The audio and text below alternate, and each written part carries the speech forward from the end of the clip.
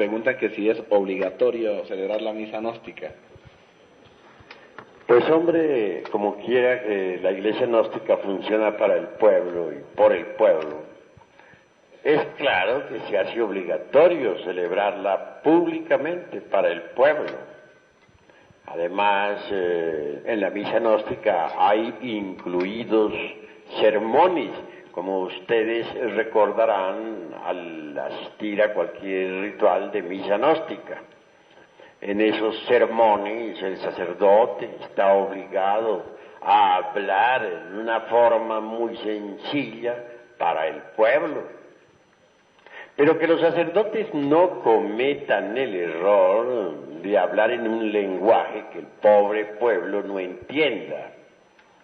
Si tienen ganas de hablar asuntos esotéricos elevados, que lo hagan en el círculo esotérico, que lo hagan en tercera cámara o en segunda, pero no ante el pueblo. Creo que el pueblo merece alguna consideración.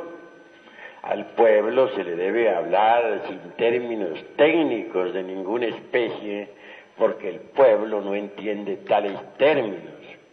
Se le debe hablar en un lenguaje muy simple, muy sencillo, al alcance de todos. Nunca se debe usar la tribuna para herir a alguien con la palabra. Jamás se debe tratar de ironizar o satirizar en alguna forma al auditorio, al pueblo, a los fieles. La palabra debe salir del corazón, no de los distintos agregados psíquicos que llevamos dentro. Con profundo dolor me doy cuenta que cuando alguien habla, la palabra sale desgraciadamente, no de las profundidades del ser, sino de entre el fondo de cualquier agregado psíquico inhumano. Si la palabra brotara exclusivamente de la esencia, no habría nada que objetar, sería pura, perfecta. Pero las gentes tienen los agregados psíquicos muy desarrollados. Así es que muchos sacerdotes gnósticos o directores de santuarios en general, cuando se dirigen a la grey, lo hacen casi siempre con el propósito secreto de lanzar alguna ironía contra alguien, de humillar a alguien, de insultar a alguien, etc. Es decir, no nace la palabra de la esencia pura, no brota del ser, surge de entre cada botella, deviene de entre el fondo de algún yo, y por ello no es espontánea, no es pura, no produce un efecto creador. Por lo común, la palabra que los sacerdotes gnósticos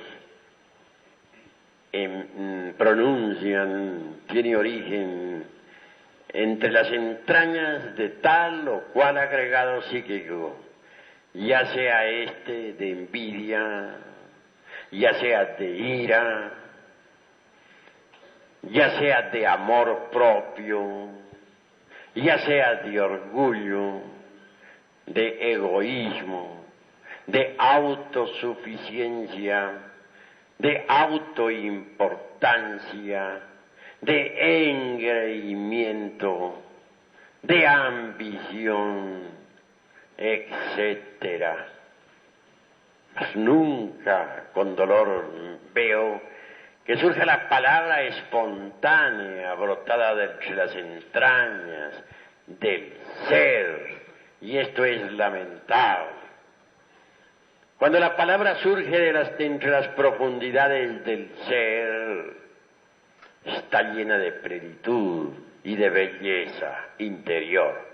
Mas cuando la palabra surge de entre las entrañas de tal o cual agregado psíquico, está condicionada por el mismo, no tiene elasticidad, no tiene ductibilidad, no goza de plenitud, no es íntegra y produce en el ambiente discordias, problemas de toda especie.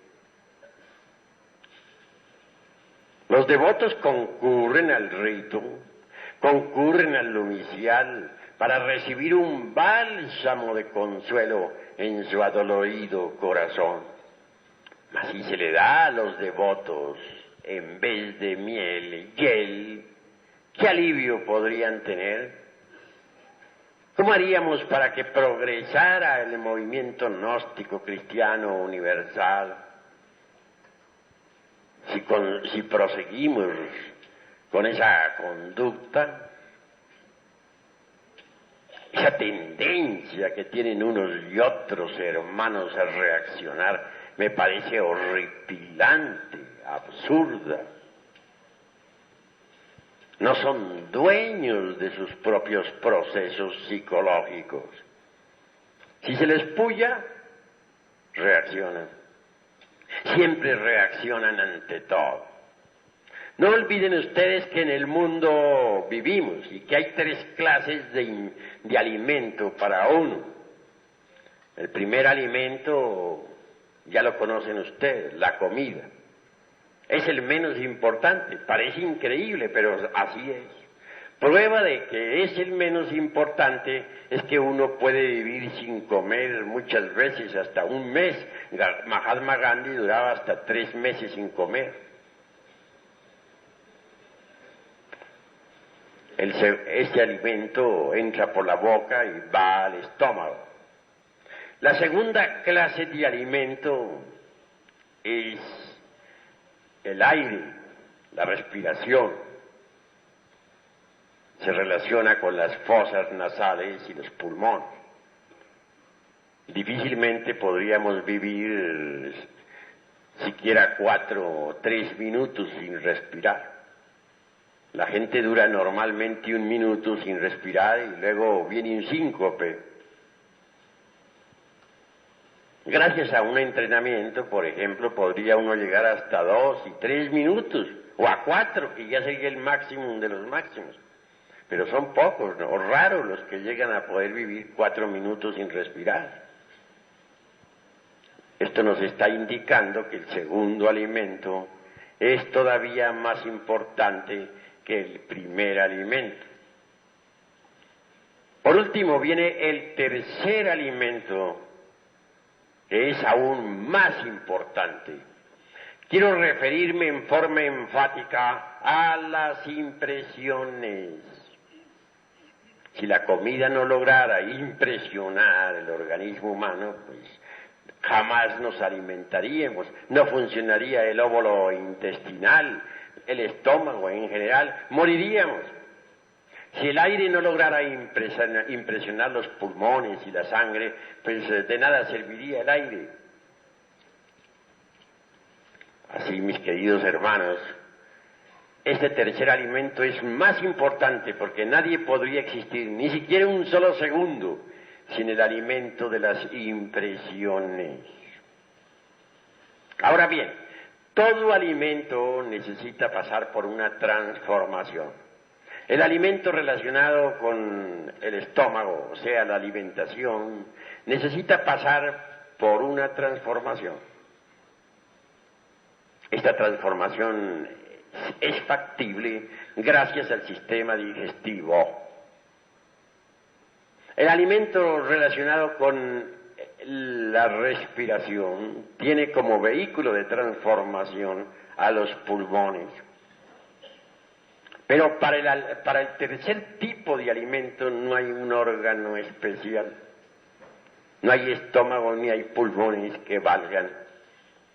Hay que crear ese tercer órgano. Todo lo que nos llega a la mente viene en forma de impresiones.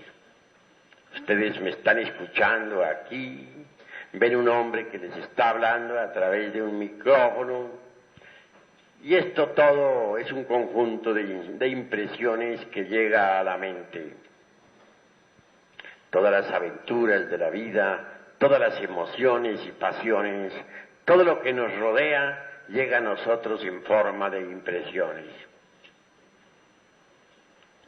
El aire se transforma mediante los pulmones.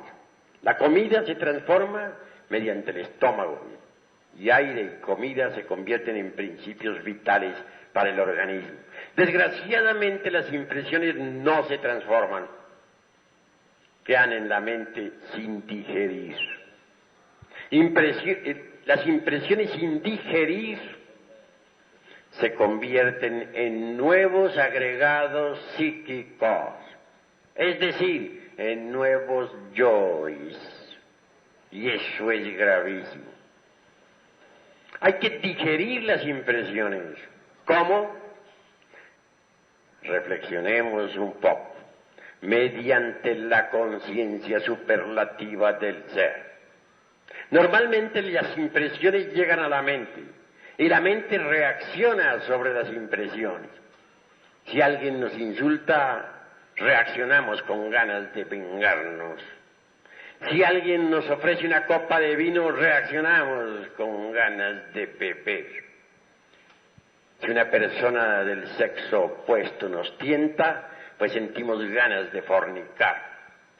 Pero siempre reaccionamos ante los impactos del mundo exterior, y eso es muy grave. En las asambleas he visto cómo se hieren los hermanos unos a otros. Uno dice una palabra y el que se siente aludido reacciona violentamente diciendo una peor.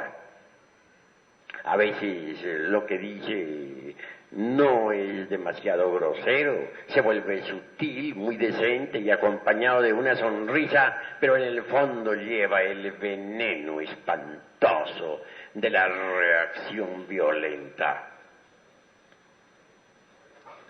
No hay amor entre los hermanos.